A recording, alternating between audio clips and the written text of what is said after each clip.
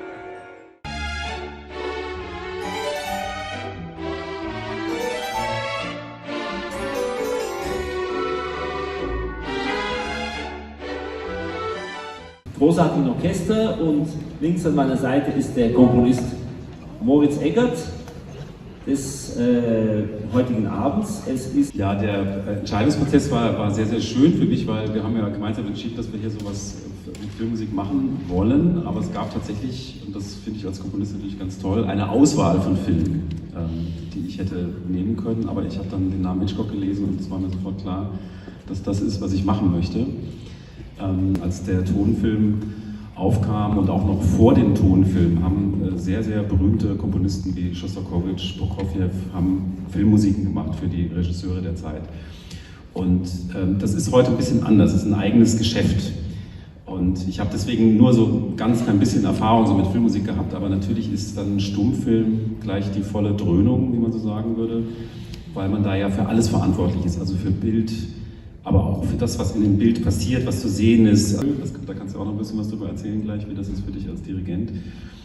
Und ich kann dann diesen Film, das geht jetzt heute mit moderner Technik leichter als früher, man kann den dann in so ein Notenprogramm laden, wie Sibelius zum Beispiel, mit dem ich arbeite, und dann sieht man quasi den Film immer parallel zur Musik, und ich kann dann auch verfeinern, also Tempi kann ich korrigieren und das ist dann auch sofort verschoben, dann die Musik. Ne? Also, aber im Grunde war der erste Teil der Arbeit immer bei mir am Schreibtisch oder am Klavier, also ich habe erstmal Skizzen gemacht, ich sehe die Filmszene und dann höre ich die Musik im Kopf, dann notiere ich das, dann beginne ich das erstmal auszuarbeiten und dann ist eigentlich erst der nächste Schritt, das dann nochmal genau...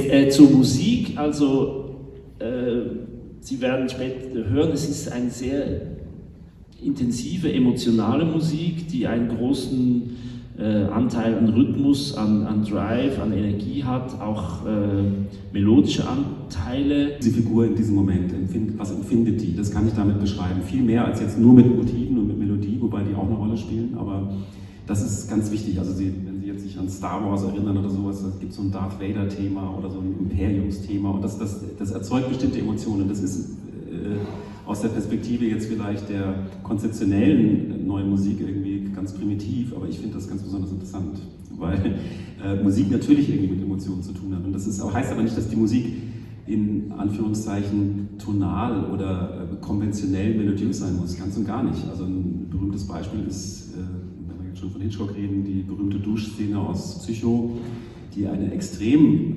dissonante und experimentelle Musik von Bernard Herrmann hat, die auch mit Techniken der zeitgenössischen Musik arbeitet, mit so Ponticello, Flageoletten, Glissandi und sowas. Also das sind eigentlich...